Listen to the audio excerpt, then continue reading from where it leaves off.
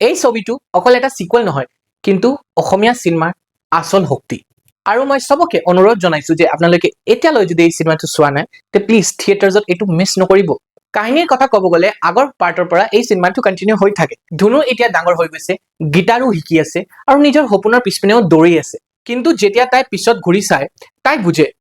সৰু দিনকাল কিমান ভাল আছিলে বন্ধুবোৰৰ লগত বেণ্ড বনাই তাই যে ফূৰ্তি পাইছিলে এতিয়া তাই সেইটো ফিলিংটো মিছ কৰে আৰু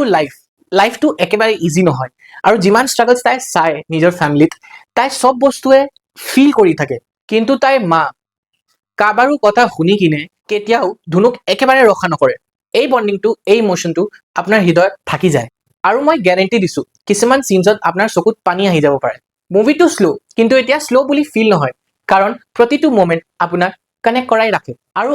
কিছুমান লাইট মোমেন্টছো আছে যোনটো আপোনাক জেনুইনলি স্মাইল কৰায় ৰীমা দাস বা আপুনি অসমক ৱৰ্ল্ড মেপত এটা বেলেগে আইডেন্টিটি দিছে আপোনাৰ ষ্টৰি টেলিং আৰু আপোনাৰ ভিজন অকল ইণ্ডিয়াতে নহয় গ্লোবেল লেভেলতো ৰেসপেক্ট পায় আৰু চিনেমাটোগ্ৰাফি কি কম আৰু প্ৰতিটো ফ্ৰেম এটা পেইন্টিঙৰ নিচিনা লাগে মানে পিয়ৰ সোল ফিলিং আহিব আপোনাৰ ভনিতা বা এজ ধুনু আপোনাৰ জাৰ্নিটো এইবাৰ আৰু বেছি ধুনীয়া লাগিছে আৰু মই অনেষ্টলি ক'ব বিচাৰিছো পাৰ্ট 3 বাবে মই এতিয়াৰ পৰাই ৱেইট কৰি আছো আৰু আপোনালোকে যদি এই ধুনীয়া ছবিটো এতিয়ালৈকে চোৱা নাই তে থিয়েটাৰত নিজৰ ফেমিলি আৰু ফ্ৰেণ্ডছত লৈ যাই কিনে ফপককে চাই আহক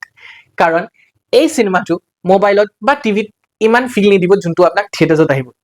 ভিডিঅ'টো ভাল লাগিলে লাইক কৰিব সেভ কৰিব আৰু শ্বেয়াৰ কৰিব একেবাৰে নাপাহৰিব দেই